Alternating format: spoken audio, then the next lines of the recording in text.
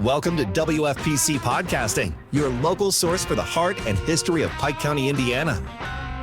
And now, here's your host, Randy Harris. If you look at a playlist of the old WFPC during the 1990s, many of those songs were written by a songwriter with Pike County roots, Kerry Phillips, who penned many classics for the likes of George Jones, Joe Diffie, Tim McGraw, George Strait, Billy Ray Cyrus, Vern Gosden, Tracy Byrd, so many others. Remember, prop me up beside the jukebox. If I die, she let herself go. Drinking bone, almost home. I don't need your rocking chair. Down on the farm, pickup man. So many great anthems for rural life were penned on a piece of paper by our guest today. That's Kerry Phillips. We'll be back with him right after this. This is Kyle Hathaway with Hathaway Excavating and Rock Yard. We have the equipment and crew to take care of your earth-moving needs, septic installs, and digging out what you need dug out. We also deliver rock, and we maintain and pump septics. We're just a couple miles away. Call Hathaway Excavating at 812-582-2646. WFPC is sponsored by the Dustin Schnare Agency for Indiana Farm Bureau Insurance. Dustin and his staff, including Tyler Dillon, are right here in Pike County. It's face-to-face, and they guide you through the process of insurance. Whether it's home, auto, farm, commercial, or life, the Dustin Schnare Agency is here to help. Call the Dustin Schnare Agency at 812-766-1117 or stop in at the new office on State Road 61 at Petersburg. This program is sponsored in part by Dr. Clint Schultz with Schultz Eye Care in Petersburg. Schultz Eye Care offers comprehensive dilated eye exams, contact exams, a huge selection of name brand frames for glasses and sunglasses, and if you buy a pair, get a second pair at 50% off and a year's supply of contacts at 25% off. Schultz Eye Care is an independent office and are open through the week except Tuesday afternoon. The phone number is 812-354-9400. Kerry Kurt, it's so good to see you. So nice to meet you. So finally, thankful that you're here. Yeah, so walk us through the providence that brought you here today. Your dad grew up in Rumbletown? Spent a lot of time in Rumbletown, yeah. That's Pike County. If anybody doesn't remember where Rumbletown was, it's kind of west of Hosmer. That helps, doesn't it? One of those towns that disappeared. And your mom is from Jefferson Township? I've never heard it called that, but Otwell area? From Otwell, yeah. Okay. Right. And is she watching today? No, probably not. She's probably playing Scrabble or some other word game. She likes wordplay and any games that involve that where she lives, she's always doing. So she's a wordsmith. Well, she is a Teague. That's correct. Her name was Teague. And our connection are your cousins, Josh and Robert McDonald. That's correct. And so you've got so much Pike County history in you. But take us through your journey when your parents left Pike County. Or did they go to Vincennes? I'm not going to be that clear on it, but briefly, you said walk you through it. I'll run you through it if I can, maybe. When they were first married, I know that they moved in. My father was working at Vincennes University, and they both graduated from there, and it was, that's where they were living. And when I was born, I was born actually. She had me in Washington, and then, of course, brought me home to Vincennes and on campus there. They lived on campus, and my father worked at the was in the maintenance department there, and did well. And he was offered a job. The guy who ran the maintenance department at that time was actually, I think, was a guy from Pike County, a guy named Sanders Jones, and was superintendent of buildings and grounds at that time at the university, when it would have been in the late 50s or 60s, their early 60s, and when he first met when my father first started over there, I guess. But anyway, he recommended him for a job that was up in Kentucky. And so that's when my parents moved to Kentucky, to a small college, a branch of University of Kentucky that my father took a job with as a But that was Henderson. superintendent. That's right, that was Henderson, Kentucky. And that was he was superintendent of buildings and grounds of that college for until I was 14. And then Sanders Jones retired, being superintendent of buildings and grounds at Vincennes, and made sure that of course, Dr. Beckus and knew my father and recommended my father as the one to take it over and replace him. And so my father was offered the job, and that's how we wound up back in Vincennes then, and spent 14 years there. And I tell people 14 in Kentucky and 14 in Vincennes, and then the rest of it in Nash Vegas and surrounding areas, So He ended up... been there almost, I guess, close to 38 years now. Wow. Lived there longer than anywhere. That was about the time I was moving here. About the time you had your exodus, that's about when I moved here. So you went to Vincennes, Lincoln? I did. Class of 79? That's correct. And church, did you go to church over there? We had always, we started out and my earliest memories were with a church in Henderson, and then as I got older, my parents started following a pastor in Houston, Texas, at the Barak Church there, and we became and still are affiliated with that church and have been for a long, long time. So. And your odd jobs growing up, you worked on farms. Oh my gosh, I think I've done every job that, all of those jobs. There's not a time I haven't, I credit them all with, with some of the being able to write the songs that I've written because of the experiences in them, But I can't ever remember not working. I just always had that entrepreneurial spirit as a kid. I had paper routes before I was old enough to have them, and heck, I sold grit on the street corner back when there was grit. Really? In Kentucky and in Henderson, and I'd go down and sell it at the front of the hospital in that town where people were coming in and out all the time. And I had an Evansville press paper route when I was in grade school, and carried over 100 papers every day, and more than that on weekends. And I always mowed grass and anything I could do. But yeah.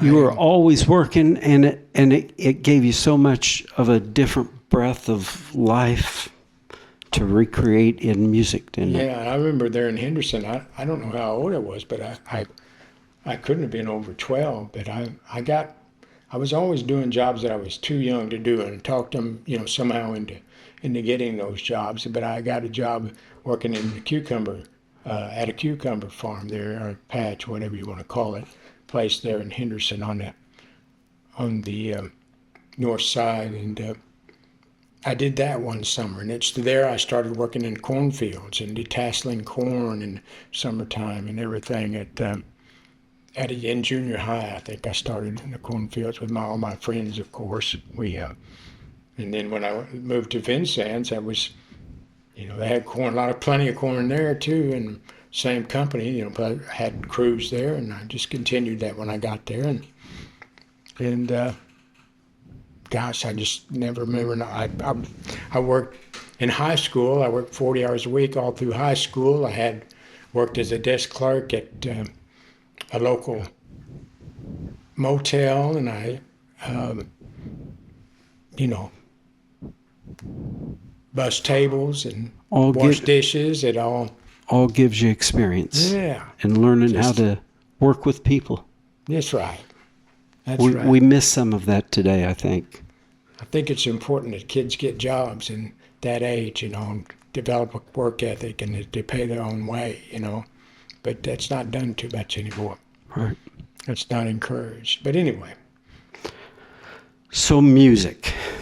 When did this fascination with music begin? I don't know. You and I were talking earlier, and I told you I can remember going to the Grand Ole Opry, and my mother says I couldn't have been over 2 because I relate to her what I remember and what I remember about that trip in my mind. And I can remember at age 2, she says I was 2, and I remember living on a street, it's called Clay Street in Henderson, Kentucky, and I was in a crib and standing up in a crib, and that crib was against a window that faced out on Clay Street. And Clay Street ran from one end, and of course it ran up the street, and at the end of that street it ran into a main artery that was Green Street, and then right across Green Street was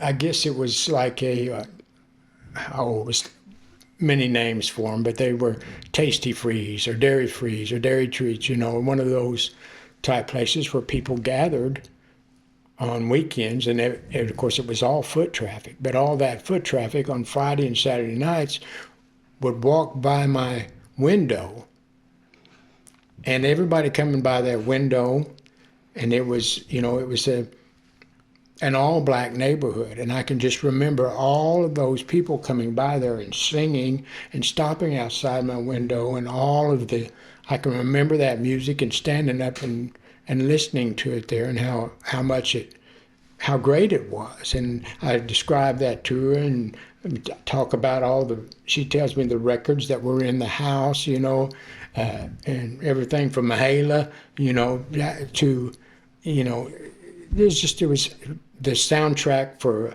How the West Was Won. I remember that record at age 2 and listening to them over and over and over because they only had about a huge collection of about 5 records, But it's just I can't ever not just having a passion for it and just, I somehow, and she, once again, that she's the source. I think it was at age 8 that I told them, my mother and father, that I wanted to start to learn how to play guitar. And they scraped around somewhere, they didn't have any money, and got me an old beat up guitar. I mean, of course, if I said I wanted to learn to play guitar, my brother said he did too. So they had to scrape up another one, and we got the ugliest 2 guitars. And I remember the gentleman that got them for us in Henderson, Kentucky was a guy named Les Smithhart, who became one of my huge musical influences because I never seen anybody that he was a fiddle maker and a master fiddle maker, and he could play anything. And under his, just his inspiration and his joy that we just had so much fun doing it. It was like you looked, and I went to always, like many children that I taught, other things I got interested in and would put the guitar down for a while and pick it back up and start with another teacher and another teacher, but nobody ever inspired you like Mr. like Smith. him. Yeah, he was just a joy. But and how much fun music could be, and a lot of the other ones made it work. It was just work. But anyway, I journeyed through the probably 8 or 10 different teachers, during my younger years, and I can remember by the time I was in high school, I hadn't touched it for a long time, and then one day I just picked it up in high school again and never put it back down, just never put it back down, and started playing with bluegrass bands and country bands and, an oldies band, and, did some work, just blues stuff and all different kinds of things, and had developed an appetite for everything, as I was telling you, from, George Clinton stuff to, crazy things, just a wide variety of music. It didn't matter what it was as long as it was good. The genre was unimportant, and it moved me, and man, it was just. I've got buddies that would just tell me, why don't you just sit down in the back on a Friday and Saturday night when we were driving around like everybody did? Why don't you just sit down in the back and quit beating on the back of the seat or quit stomping your feet or something? But I couldn't sit still. I was just ate up with it. And I made plans to do this, and I said that I was going to do this. I was going to go into banking and finance once I graduated high school, and I dabbled in that, and I was going to, I talked to people about being an attorney, and I said that I ought to pursue that, and I kind of did little things in that direction, and I took classes and started out in, business administration, and I studied laser optics for a second, and I'd switched to this. Nothing ever, and everything kept pulling me back towards music. And finally, one day, I said, if you're going to be a bear, be a grizzly. And I sold everything that I owned. And I had some small businesses that I'd opened I wasn't, like I said, 28 years old. And I had some resources, because like I said, I had that entrepreneurial spirit and had been successful at it. And fortunately, I'd sold them and had enough seed money I'd been, I don't know, for a couple of years, I'd drive to Nashville and I'd spend a night or two on a weekend, and I would do my, I guess, investigative work down there, and I would visit this writer's night or writer's nights, where writers get up and do their new works, Nashville, so most of them real writers, professional writers, and I got to going down there and started hitting some of the amateur nights there, where they would let amateur writers would get up at different venues and that wanted to be real writers, and after a while of doing that, like I said, I'd convinced myself that I might be able to do it, and that I had to make the plunge. So I threw a mattress in the back of I had a tiny little music store at that time, and I threw a mattress in the back of the old black Ford van that I had hauled music equipment around in, and my guitar, and a tiny TV, and I don't know what else. Maybe I might have had. I went down to our local furniture store, and I bought a couch there, and maybe I already had the couch. Anyway, I had one piece of furniture. I had a couch and a bed, and I moved on, and in December of, I think it was December of '88, I believe. It might have been. I went down and I found the cheapest apartment I could find. It was $225 a month, because I didn't know how long I'd be there, without any money, not making any income. So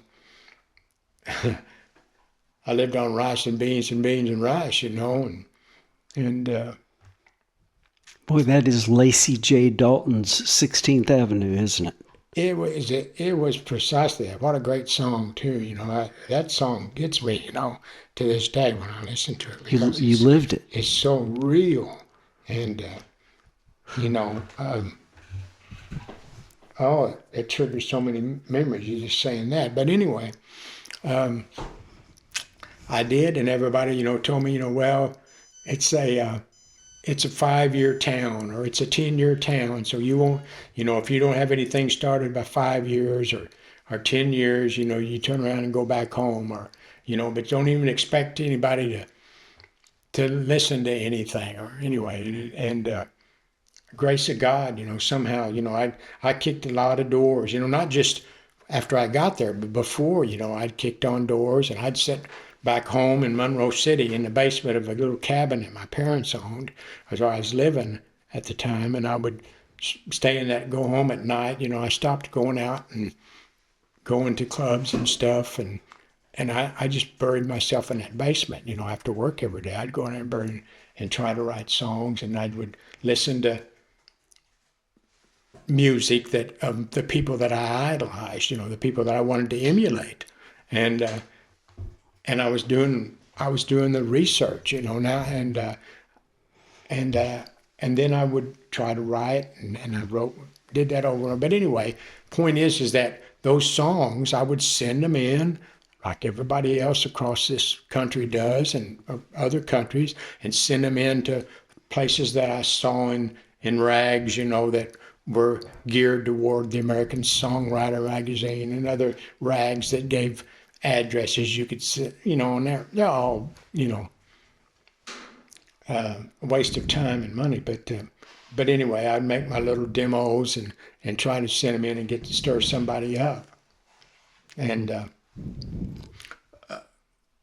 one of those demos, which really got my foot in the door and made me move, I've kind of skipped over it, but it just came to my mind, is that one of those demos that I sent out, I was sitting in that very cabin one night, and the phone rang, and it was a guy from Nashville named Danny Morrison, who was a hit songwriter, had written hit songs for everybody from, Sister Sledge to Engelbert Humperdinck to Gene Watson. I mean, and that's a wide range. He was a cat, yeah, and just one of those guys that could convince you anything. But he said they had this organization, this publishing company called API, Affiliated Publishers, and he said, there's something about you, he said, in this thing you said. He basically told me it was horrible, but that what I needed to do was to come to this pro-am, a writer's pro-am, essentially is what it was. It was being held down around Gulf Shores.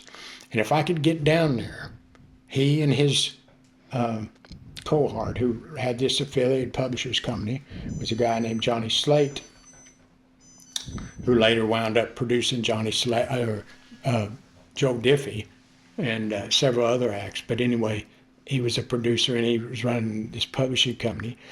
And I said this, and I scraped up the money to get me a flight. I was working, and I may have borrowed some of the money. I can't remember. Seems like I might have. But anyway, I flew down there. I was, I couldn't afford to pay attention. I was just scraping by. But I flew down there, and this was before I'd sold the music, had the music store and everything. I flew down there and spent about 2 days. And what they did is they paired you with commercial songwriters, guys who were pro and who'd written this song, that song. And you co-wrote a song, and it was you and 4 or 5 other people, writing with this pro writer, and that would give you some idea of. And so I did that for 2 days, and after doing it for 2 days, I was really convinced then that if that's, that was, I'd kind of been to the circus and I'd seen the elephant, and that there wasn't any magic there that I couldn't do, I always sit back there and wonder how they do it. What are they doing? What does that guy do? But then after I'd seen it, I was pretty sure that I had it, whatever it was that it took. And but anyway, back where we were then, and so I wound up there and said it was a 5-year town or 10-year town. Some people told me, and I was there 2 weeks. And by the grace of God, I got signed to a publishing company. Wow. To a writer deal, and it was a company that was actually owned by that Johnny Slate and Danny Morrison, and the third silent partner in it was Larry Gatlin. Wow. And I signed that deal, and I called my dad, and I told him, I said, I've done it. I've got my foot in the door. He said, what do you mean you've done that? I said, well, I'm getting paid to write songs. He said, you all right? He said, yeah. He said, what are you getting paid? I said, I'm getting paid $100 a week.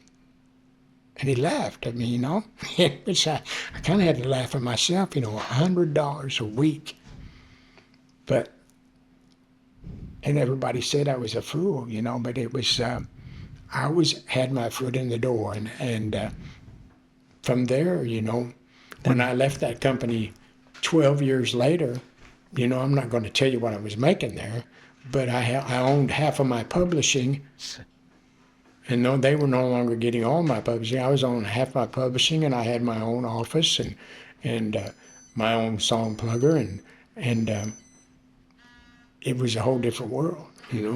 This program is sponsored in part by the Log Inns Farm, Bed, and Breakfast, just 3 miles west of Petersburg off of State Road 56. It's peaceful, quiet, and you're surrounded by nature in a traditional farm environment. It's nestled in the countryside of a southern Indiana working farm growing grain, hay, and livestock. It incorporates 2 vintage log cabins.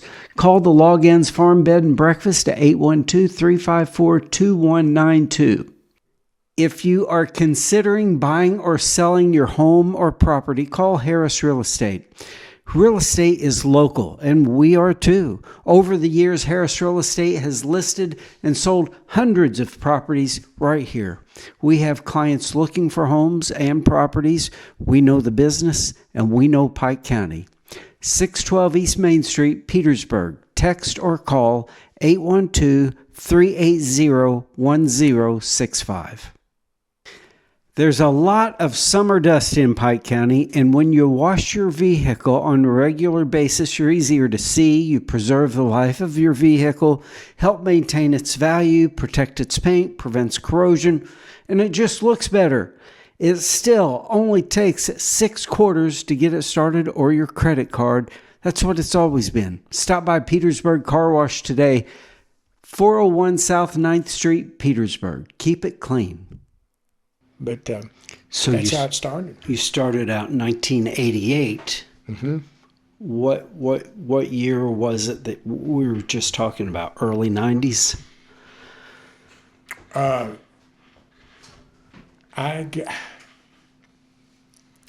It gets so fuzzy, but the first,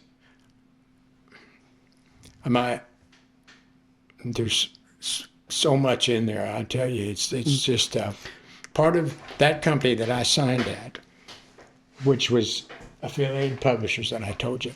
They did production, they did artist management, and they did other things. So they told me at one point, after I'd been writing there briefly, that they wanted to form a band because all the group bands in town, there was a shortage of group acts. There was a Restless Heart was going away, and this band, this one, and anyway, they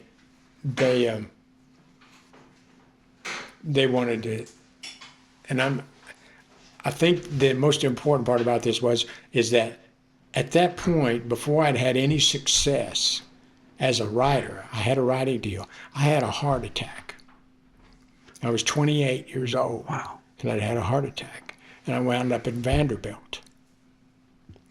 And I'd been writing, most writing deals are a 3-year deal. Back then they were a 3-year deal. Now you can get a 3-year deal if you want it. And that's 1 year, and after each year, the publishing company decides if they're going to renew the option or not. And those monies are in advance to the monies you're going to make for them. That's not your money really. That's kind of like a bump. You know what I mean? That's just an advance. They're advancing you against your future earnings.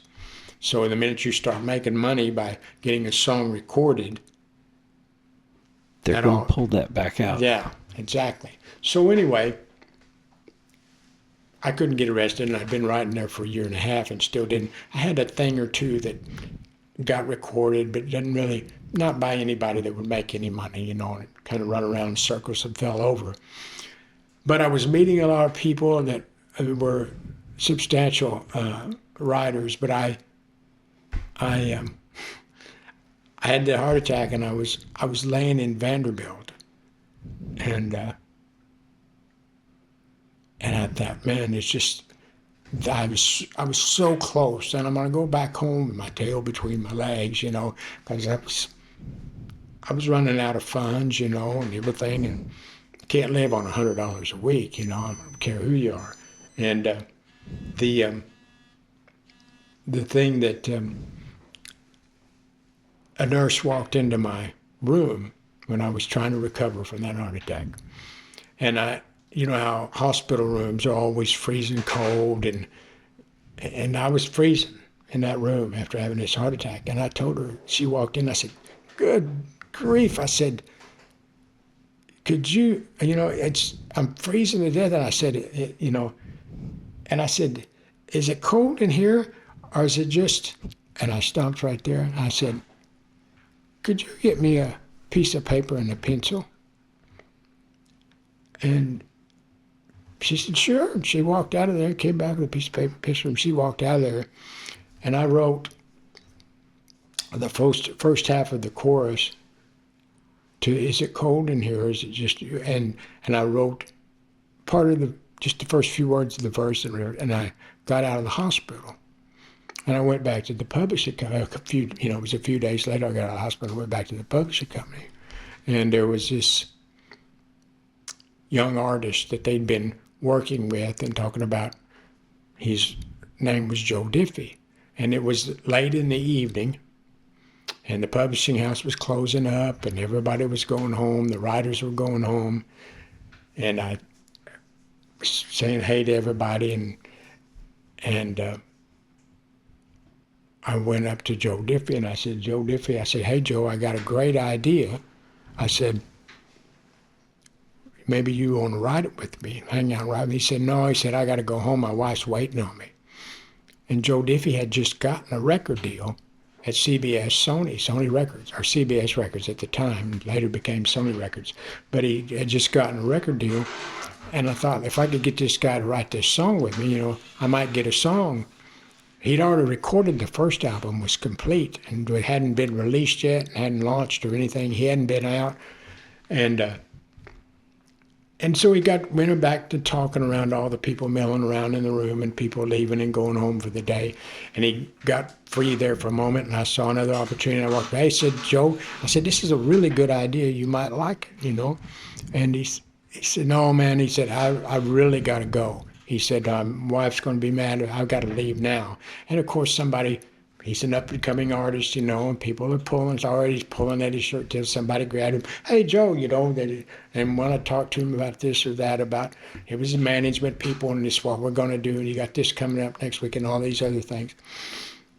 One more time, he stepped away and had a little space there, me to squeeze in. And I said, hey, Joe, I said, is it cold in here or is it just you? And he looked at me and he turned around. And he went over, and there was a receptionist desk right there. Of course, the receptionist had already left for that. And he reached over that receptionist desk, and he picked up the phone. And he hit a line back when they had the buttons, hit the line. He dialed the number. I heard him say, hey, babe, he said, I'm going to be late. I'm going to hang here and write this evening. And he hung the phone up, and he said, let's go to the back writer's room back there. And we went in there and wrote, is it cold in here, or is it just you? And then Danny Morrison, the guy I mentioned earlier, we were hung up about 3/4 of the way through it on the line, and Danny came in and sat down, and something's wrong. I'm feeling a chill. For that line right there, and that was my first #1 song that I had, and that busted everything wide open. Wow. After that, but that kind of simple twist of fate. Yeah. But that's how they happen, That was in my case anyway. Yeah, that's so. You told me the other day on the phone. Your influences, Tom T. Hall, right? Roger Miller. As I go back and review those lines, they're very similar to what you do. I was sitting in Miami, pouring blended whiskey down. What a great line. He was an old-time cowboy. His toes were pointed inward from hanging on a horse. That's just imagery. And you and I spoke of when it was just radio, just records. You didn't have YouTube. You didn't have MTV. Right. No videos. You had to use your head. Right. and you've visualized what you're trying to convey. Right, and that's what I wanted to do. I wanted to paint with words, and then I was fortunate enough to, like I said, I worshiped those guys and I studied them. And I'll tell you a funny story. I was such a fan of Roger Miller's, and I felt like, because those nights, sitting there and listening to all those Roger Miller things in Monroe City and just wallowing in it, and just literally saying, "Wow, how do you do?" And the meter and the internal rhymes and the wordplay in his stuff, and Rod and Tom T too, but anyway, I'd had a couple of hits. I don't know if I get 3 or 4 hits maybe, and it takes a while for a song to start making money. It could be released and it could be a year later before you even see a penny on it. But it was, I guess, probably a couple of things, and the publishing office got a call, and they called me in. The president of the publishing office called me in. I needed to come in the office, and I came in the office. I said, "Yeah," and he said, "We got a call from Tree Publishing today."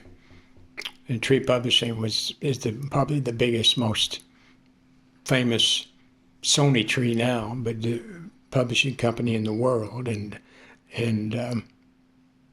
famous and infamous. But anyway, I said, "Yeah, Donna Hilley, who was the vice president of Tree Publishing, called, and we've might have a small problem." I said, "Well, what's that?" Said, she said that Roger Miller wrote at Tree Publishing. I don't know how many years he'd been a staff writer there, but that's where he wrote. And she said, "We got a call from Roger, and he said you've infringed upon his copyright, and he's probably going to sue you." And I tell you, I felt like I'd been shot. I thought, it just didn't make sense. I said, "He's my best friend in the whole world." I felt, how you didn't know him. This guy, I'd worshipped him so long that, right. I didn't know him from Adam's house cat, but I felt like that, that me and Roger are tight, yes. know, and I just couldn't. Me? Why would he sue me? I love him, but come to find out, he'd had this. And once again, I thought I knew his whole catalog, but I obviously didn't, because he had a song called, in his catalog somewhere, probably, a couple of thousand songs deep back in there somewhere, that was called "Am I Alone in Here, or Is It Just Me?" Wow. And, of course, you can't copyright an idea anyway.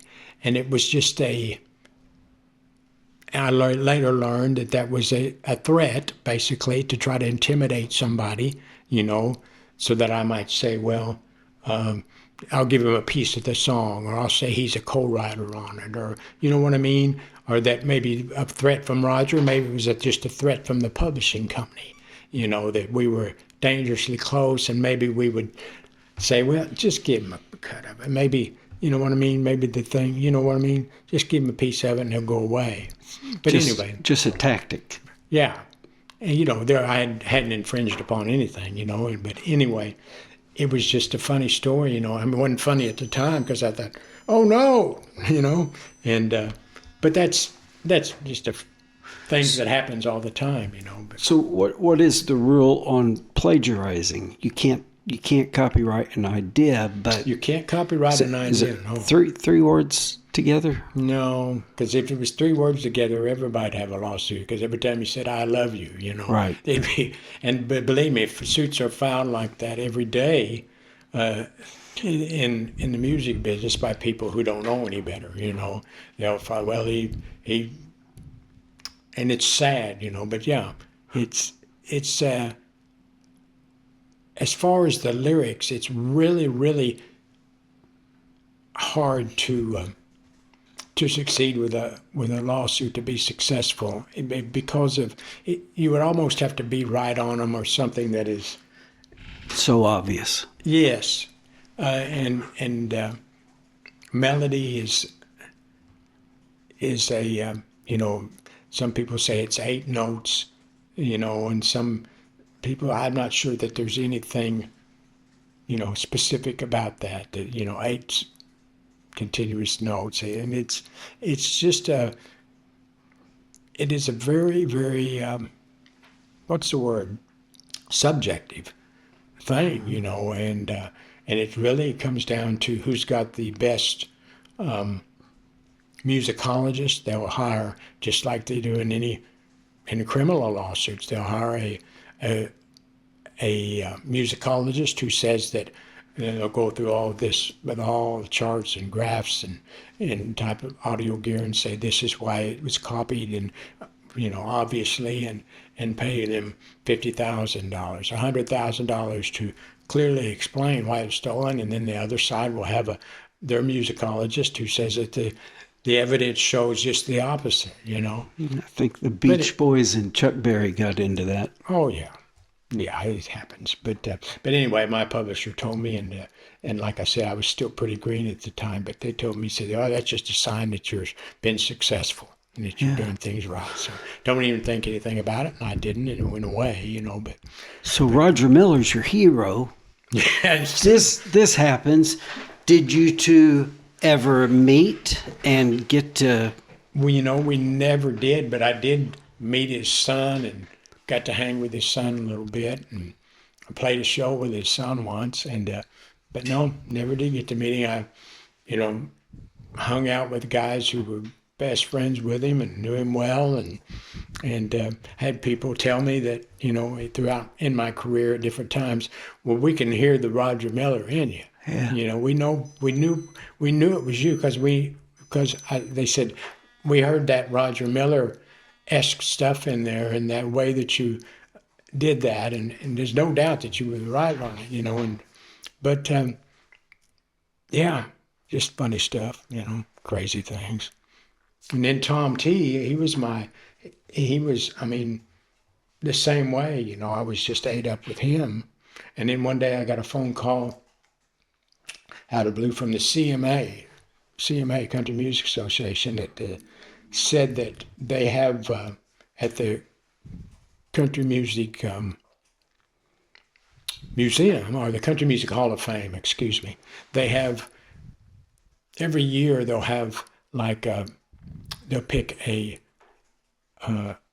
person who's a member of the Hall of Fame, and they'll do like a weekend residency on him, and they'll feature him throughout the museum, the Country Music Museum and the Country Music Hall of Fame. So he's the featured artist, for all the, and they'll have special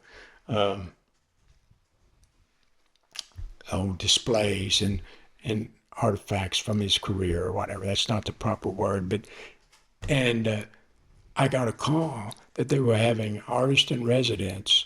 And one of the cool things about when they do the artist in residence, he comes in and he does the Tom T. Hall show inside the Hall of Fame in the Ford Theater there.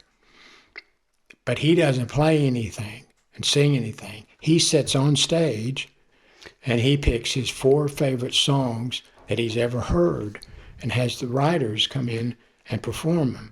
And they get to perform with Charlie McCoy's band, Charlie McCoy and his band, one of the greatest, right? And so they called me and said that I had been selected by Tom T. Hall to be the writer of one of his 4 favorite songs in the world. And I said, okay. And he said, yeah, you're going to be there and do the show, and he's going to sit beside you when you sing his favorite song. So anyway, the favorite writers, one was a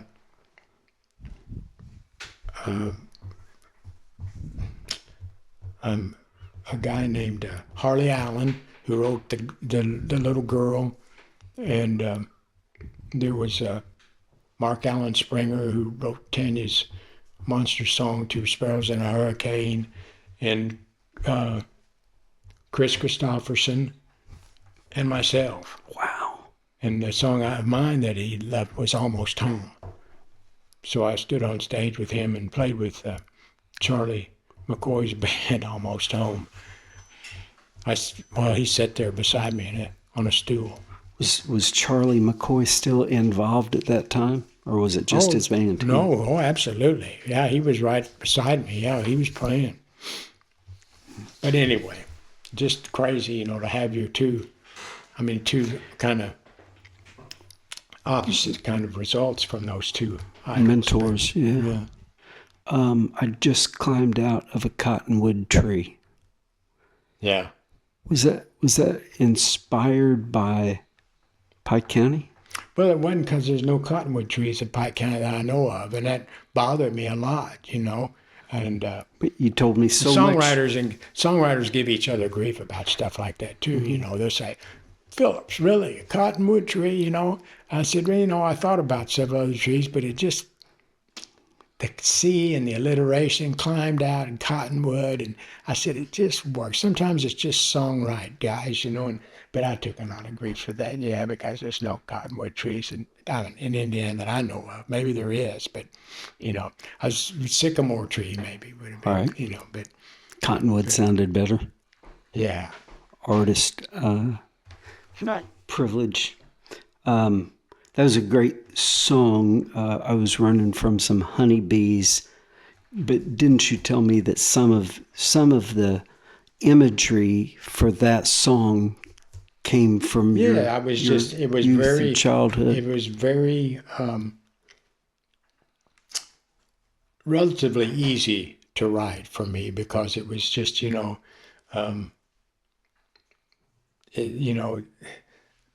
a great songwriter, and I can't remember his name right now. I'm slow on but we sit here with a pot of coffee, I'd come up with it. But anyway, his famous is, I don't make anything up. I just report stuff, and that was just reporting, life in southern Indiana, pretty much, and as I remembered it, and they're pretty easy to describe. So when, and you wanted, it's just one of those magic things, that when you write it, you knew it was good.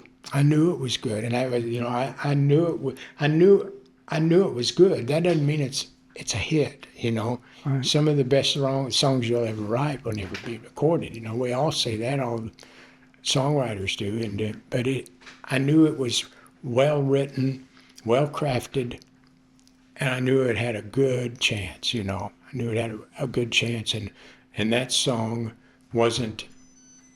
I wrote that with Craig Morgan, right. And I had to beat him up to get him to finish the song. He didn't wasn't excited about it, and he couldn't get arrested either. He'd had a short deal for a minute on Atlantic Records and really ran around in circles and fell over and didn't really do anything much on the charts, and he was getting a second shot on a brand new label, that had just starting up and didn't have any reputation or really anybody that really knew what they were doing there. Broken Bow Records was just an infant label, but he was the first act they signed there, as far as I know, certainly the first act to be successful. And so he was looking for songs for that album, and I asked him after we finished it, because he'd go out of town and he'd come back and we'd write on it again. It probably took 6 months to write it, from start to finish, before we finished the thing. But we probably had maybe 4 appointments on it. I don't know. So you said you were waiting for him to finish it. Right, because we were co-writing on it, so he would have to be present to finish Almost everything is co-written today, isn't it? Roger Miller, Tom T. Hall, they just wrote it themselves. Yeah, but it's a different world as far as the business goes. Right. And not to jump ship on you and go to another channel here, but if in the world that it was years ago that when I came to Nashville, that the Tennessean, this is a Nashville paper, came out and said that statistics show that you have a better chance of being starter on an NBA team, an NFL team, or Major League Baseball, or NHL hockey than you do of getting a song, of writing a hit song and it becoming a hit song in Nashville, Tennessee. Now that wasn't the odds when those guys were writing. The odds were much better. And those are the odds that we had at that point. And the odds are even less than that now. And I just tell people the truth, you know. But if I write a song by myself, and if I have a publisher, my publisher has hired gun, which is called a song plugger or a pitcher. And it's that plugger's job to take my song and go pitch it, play it for A&R people at a label, play it for producers that produces acts, play it for managers who manage your acts. If I can, I'll get it played by a bus driver of an act, you know. But that's their job. And to get somebody to hear it that can get it to the artist, that can get it to the producer. And I've got that network of people that work for me. Hopefully they are. Remember, there may be 100 other writers in that publishing company, and this artist, this pitcher, this plugger that works for my publishing company has got to take the best song that they think it gives this publishing company the best chance to get in 1 out of 10 songs on this album that they're fixing to record. And there's 500 other publishing companies in town, in Nashville only. And there's publishing companies in LA, and there's publishing companies in Austin and other places with writers. And they've each got 100. They've each got, each writer may have 1,000 songs in their catalog. I do. And so they got to pick the one song from my catalog or one song from maybe the 100 writers that have 1,000 songs each, just in that one publishing company, to pitch for this one chance in a blue zillion that the person listening to this song, the A&R person at the record label, the head of promotions at the label, the producer of that artist, the artist themselves, or maybe you can get it played, maybe you can get a connection with the artist's wife or girlfriend, maybe you can get a connection, you know, that's the odds. You start to see how impossible it is. So if I've got a co-writer, now I've got double the chance of getting that song recorded because I've got 2 networks working together. If they both believe that song is worthy of taking this one pitch shot that they have to get a meeting first. They have to be able to get a meeting with somebody. And if I got 3 writers on it, you know, 100% is nothing. I get all the money as a writer if I write it by myself. But if I get a third of it and I get a cut, you know, you start to see why. Now I've got 3 co-writers. And today you'll see, which is just crazy to me, but you'll see hit songs that have 7, 8, 10 people as writers on them. And they all contribute. You would have never seen that when I was, you know, a marquee writer in Nashville, you know. I mean, 3 writers would have been, you would just try to avoid 3-way rights because, you know, you can't get 3 people to agree on where we're going to go eat lunch, you know, let alone get somebody to agree on what this lyric is going to be or what this conjunction is going to be, an or, a but, or an if, in a songwriter, you know. So, wow. But anyway, back to the song, Almost Home, I knew it had a chance. And the song pluggers got a hold of it, my song pluggers, because he didn't have any song pluggers.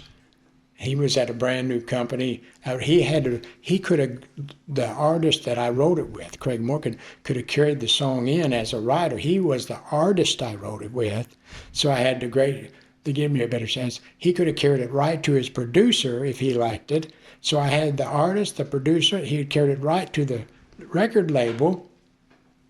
You know, I had the end, and he didn't like the song.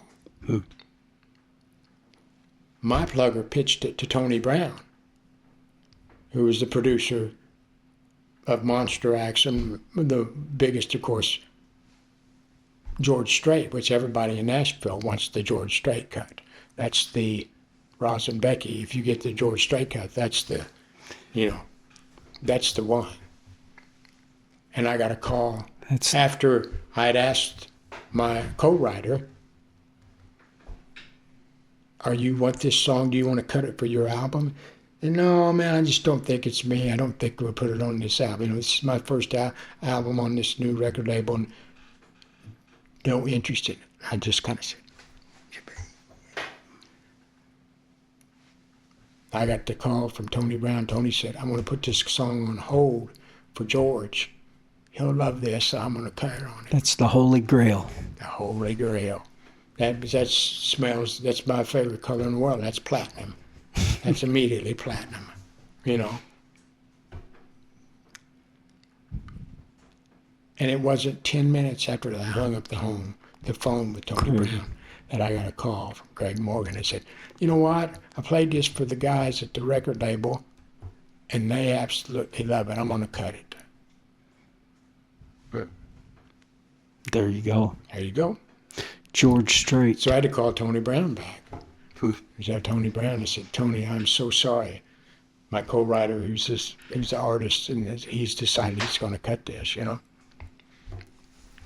So, one of my all-time favorite George Straits, and I didn't realize it at the time when I was driving Jayla to Marlon Carla's preschool in Winslow, but she let herself go. What an incredible song. Well, thank you. Tell us about that one. Oh, gosh, I wrote that with, you know, I'll go down in history as one of the greatest songwriters of all time, you know. And Dean Dillon. And I threw the idea out to him, and luckily he you know, saw it right away and saw the potential, and you know, he wondered how she'd take it when he said goodbye. She put a different spin on it, didn't she? Yeah, it's a double entendre, you know, which we love as songwriters. We look for those things, and we wrote that song, and it took us about 2 days. Is all the time we spent in it, and I don't know. It just, that song, we pitched it to George when that song was written. He pitched it to George, and because he had, you know, he's had, I don't know, more George Strait cuts than, he's, you know, Carter's Got Pills, but he pitched it to him, and for 3 years, he pitched it straight to George. You know, he meets straight with George every time he cuts, and for 3 years, George just rejected it. Said he wasn't interested in it. And it was the 4th year that he pitched it to him that he cut it. I believe that's right. It was the 4th year. And, you know, of course, like I say, it was number one, you know, no doubt about it. And it was a huge song. I don't really know. I can't think of anything more fun than that, or more interesting. You know, it was just, you know, it was written with Dean Dillon. I don't know if I even mentioned his name. Yeah. Dean Dillon, I think I did. Who's notorious, and I mean notorious. And we wrote 2 songs. I think I wrote 3 songs with Dean, and probably you got better odds of having a hit song than you do of writing with Dean Dillon. You know, that would probably be everything he touched was platinum or gold. Yeah, a good chance of it anyway. But the funniest thing about that song to me was somebody sent it to me, because I never got it, but somebody sent me a Rolling Stone magazine, or the article out of Rolling Stone, and it was an interview. They were interviewing Dean, you know, about his songwriting career, and it was this huge article. It was, I don't even can't remember the name of it, but it was an in-depth interview with him in Rolling Stone. And it's the question, I can't even remember, but the question was something about one of the most difficult rights or that you ever had, or something that, and he he said it's Kerry Kurt Phillips. He said riding with Kerry Kurt Phillips was the most difficult rides that I ever had, and he said I had to quit riding with him. I think, and that's that's not the exact words, but he said that it was just too painful. He said because he has to look under every single rock, every pebble, and he just, until every possible thing had been explored, in the sun. But that was the funniest thing about it. Yeah, you're just trying to make it perfect. Yeah.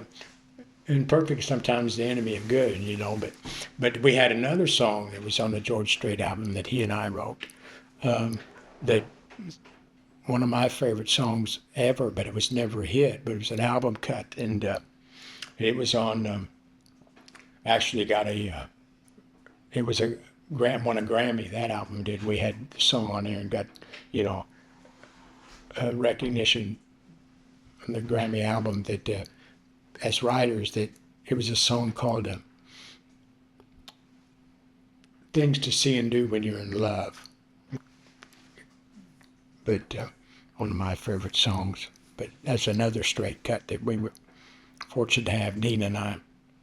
Thanks for joining us for this episode of WFPC Podcasting. The program is brought to you by Hathaway Excavating and Rock Yard, Schultz Eye Care, the Log Ends Farm Bed and Breakfast, the Dustin Schnare Indiana Farm Bureau Insurance Agency, Harris Real Estate, and Petersburg Car Wash. Please thank our sponsors for their continued investment in Pike County. A new program appears each Friday on WFPC Podcasting, exploring the people, information, and news right here in Pike County. See you next week. Thanks for watching WFPC Podcasting, your local source for the heart and history of Pike County, Indiana. From back roads to town centers, we bring you the voices, stories, and news that shape our community.